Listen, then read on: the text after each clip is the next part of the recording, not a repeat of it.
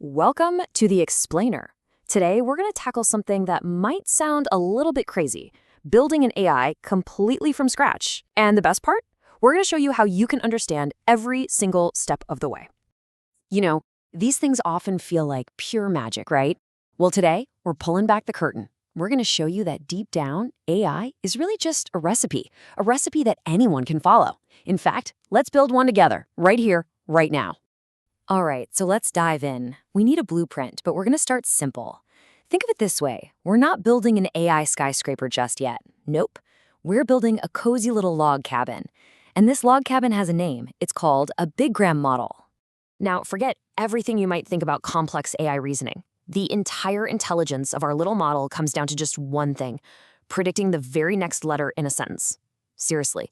If it sees the letter Q, it just learns that, hey, a U is probably coming next. That's it. It's that simple.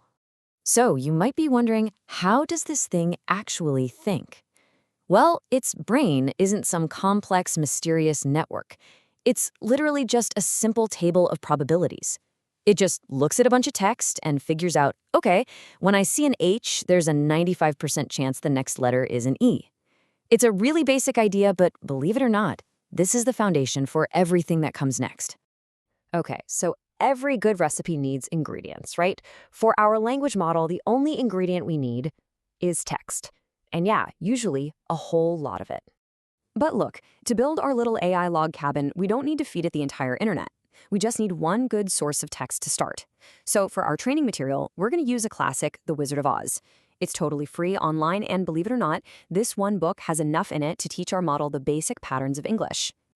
Okay, this next part is absolutely crucial. How does a computer actually read a book? It can't, not like we do. To a machine, a word like Dorothy is just, well, it's just a bunch of meaningless symbols. So for the computer to make any sense of it, we have to translate the whole book into the only language it really understands: numbers. This whole process has a name. It's called tokenization, and it's pretty straightforward. First, you make a list, a vocabulary, of every single unique character in the book. Then you just assign a number to each one. So a simple word like hello might become a string of numbers like, say, 4, 1, 8, 8, 11. Now, that's something the computer can work with. And get this is pretty wild. In the entire book, The Wizard of Oz, how many unique characters do you think there are? Just 81. That's it. That is the entire vocabulary our AI needs to learn. Its whole world is just figuring out the patterns between those 81 little things. All right, so we've got our ingredient, the text from the book. Now, let's talk about the kitchen. I mean, you can't cook without the right tools, right? Same thing with AI.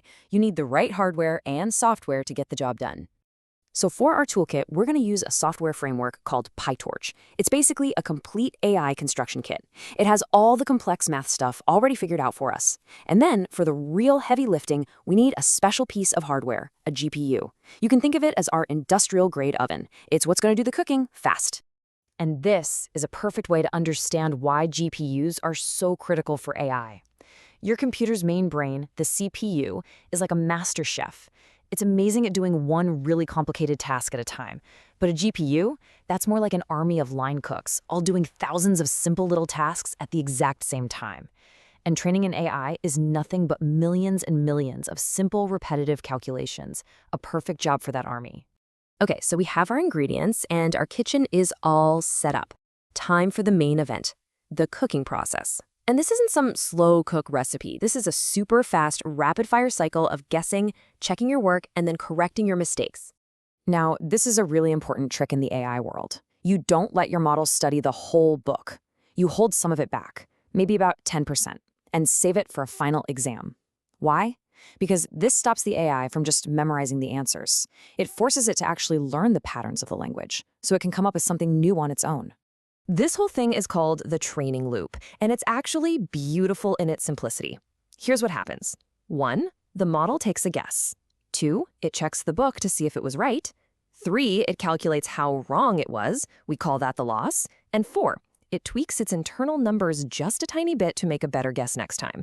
And then it just does that again and again and again, millions of times at lightning speed. This whole adjustment process has a fancy name. It's called gradient descent. But honestly, the best way to picture it is just a ball rolling down a hill. The model is trying to find the very bottom of that hill because that's the point where its errors, its loss, are at their absolute lowest. Every little adjustment it makes is like a tiny nudge, pushing that ball down the steepest path, getting it closer and closer to the perfect answer. So after thousands, maybe millions of these training loops, our simple model has finally built up its internal knowledge, that probability table. So what can it actually do now? Well, this is the fun part. We can give it a starting point, a prompt. It could be just a single letter. And from there, based on everything it's learned, it predicts the most likely next letter. Then it takes that letter, adds it to the prompt, and predicts the third letter. And it just keeps going, one character at a time, creating brand new sentences that actually sound like they came from the Wizard of Oz. All right, so we did it. We built our AI log cabin. It's pretty basic, sure, but it works. Which leads to the big question, right? How do we get from this humble little log cabin to the giant AI skyscrapers like ChatGPT? And here's the crazy part. The answer is it's the exact same recipe. You still feed it data, you still ask it to predict what comes next, and you still make it learn from its mistakes over and over. The fundamental idea doesn't change. The only difference is the scale. And I mean a mind-bogglingly massive scale. Just think back for a second.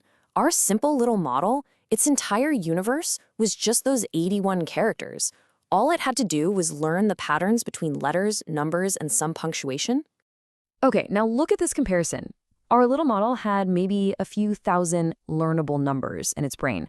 We call them parameters. Think of them like little knobs the AI can turn to tune its predictions.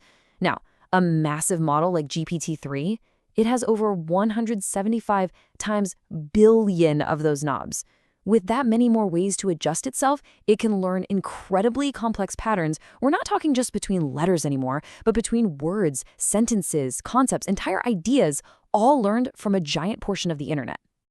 And really, that's the key thing to take away from all of this. Building these incredible AIs, it's not magic. It's just what happens when you take a surprisingly simple recipe, this core learning loop, and you apply it at an almost imaginable scale. More ingredients, and a way, way bigger oven. So there you have it. We've gone from a single character to billions of parameters. And we've seen that the core idea behind even the most powerful AI is something we can all understand. The real secret sauce is just scale. And that kind of leaves us with one last really exciting question to chew on, doesn't it?